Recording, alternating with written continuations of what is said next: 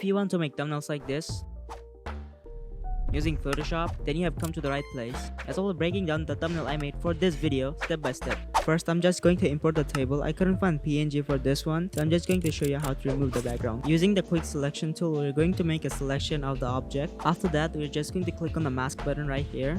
That should remove the background. Additionally, if you have ugly lines like this, you can just select the mask and go to effects, click on others, and click on minimize. And just set it to 1 pixel, then set OK. That should remove the lines. I usually get these PNGs from Google. If you're struggling to remove watermark, background, or have a low quality PNG, then you can just use these 3 AI tools. That should help you a lot. Now let's add shadows. For that, we're just going to create a new layer and put it underneath the pillar. And then you're just going to select the brush tool and use these settings.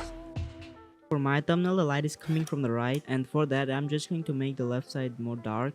I'm just going to paint on a layer and make the left side more dark. But this part requires a lot of experimentation. There's a time lapse of me doing mine. The project file is in my Discord, including many other presets that you can download for free. I'm going to make the table more dark. For that, click on this half circle, then click on levels. Right click on a new layer and click on clipping mask. Now the curves adjustment layer only affect the table. Then the properties tab, adjust these handles. You need to play around a bit to find the perfect settings for you. Now I'm going to import the thumbnail and change its position. To create the floating effect, we're going to press on the corners while holding down the control key. This will let us individually edit the corners. To make the thumbnail more pop, I'm going to use drop shadows. For that, right click on the layer, click on blending options, and click on drop shadow and follow these settings.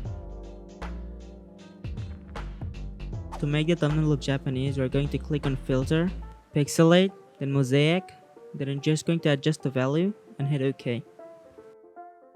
So let's create the text. Press T on your keyboard and click on the canvas to create a new text layer and type in your title. The font name is Monstrat. You can find it in my description. And I'm just going to scale it so it fits the top area. Now right click on blending options and first just add a drop shadow. And then go to gradient overlay. Set the blend mode to normal.